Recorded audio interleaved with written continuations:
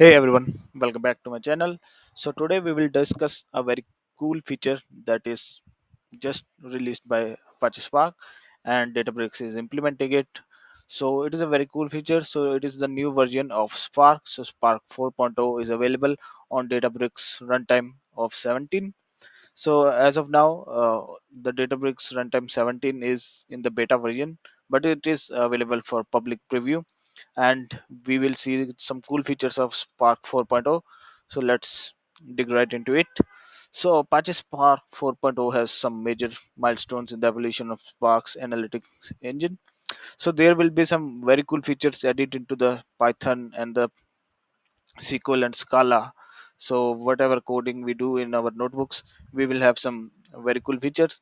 Today I will discuss a very cool feature into the SQL, that is we can declare and set variables, so we can apply some oops concept in the SQL scripts as well. But I will also paste a link of this blog into the description of the video, and you can have a go through it. It is a very cool and very new feature of the Spark. So let's switch over to the Databricks account to discuss further. So let me go back here. So as you can see, we are back into our Databricks account. Let me scroll down here into the cluster a bit. So if you can see, this is my personal compute, and I've named it compute cluster 17. So if you can see here, it is the 7 dbr 17.0 beta version, Scala 2.13. uh, the new features of Spark 4.0 are not compatible with the older versions of any Databricks cluster. So 16 or 15 or any older versions are not compatible. We have to test this only on the cluster 17, that is the dbr 17.0 and above. So let's go back to the code now. So this is the only prerequisite that we would require is the beta version of Databricks dbr 17 cluster. So here we are, we select all from the employees.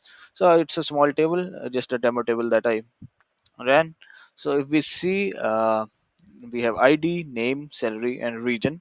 And in the salary, in the below code, I will be applying a filter. So let's go back into the second cell.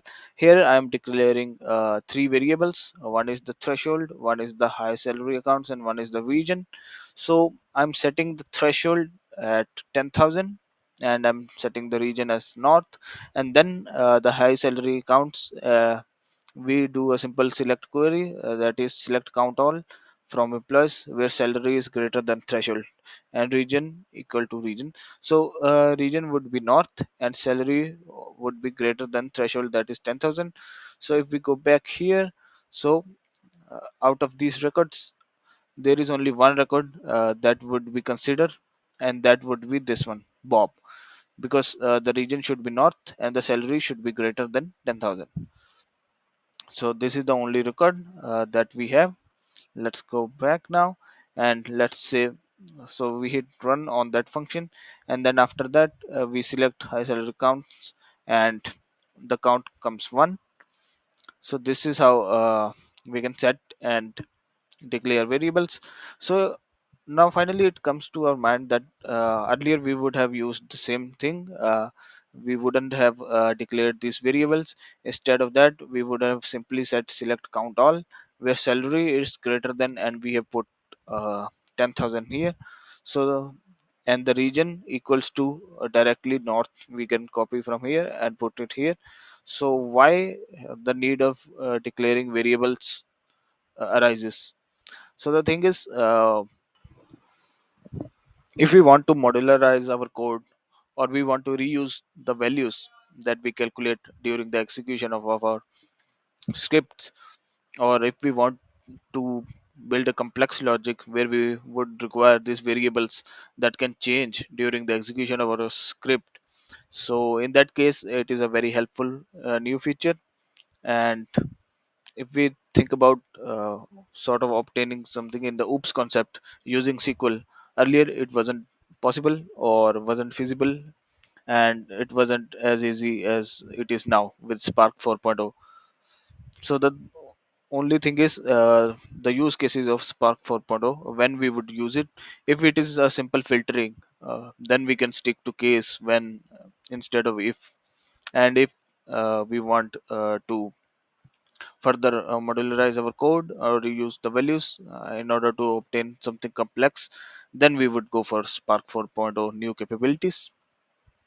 So it totally depends on the use case we are solving. It only comes around when we want to do some complex calculations, we want to set the variables. So it wasn't around earlier. It wasn't possible back in the day that we want, if we wanted to have some looping conditions or some other high level complex queries that we wanted. So it wasn't possible back in the day. But now in the Spark 4.0, I will, in the near future, I will come up with a video where we sort of do a complex analysis of the earlier versions, how we would do it in Spark 4.0 and how we would do in Spark 3.0. So the difference would be quite clear. And here I have just taken a simple logic just to explain how to set the variables and how this would work.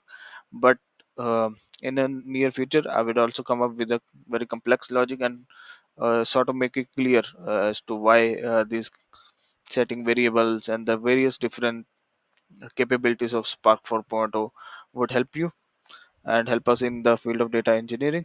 This video is sort of just an introduction on as to the capabilities of Spark 4.0, which is just recently launched, and I believe that many people are not talking about it.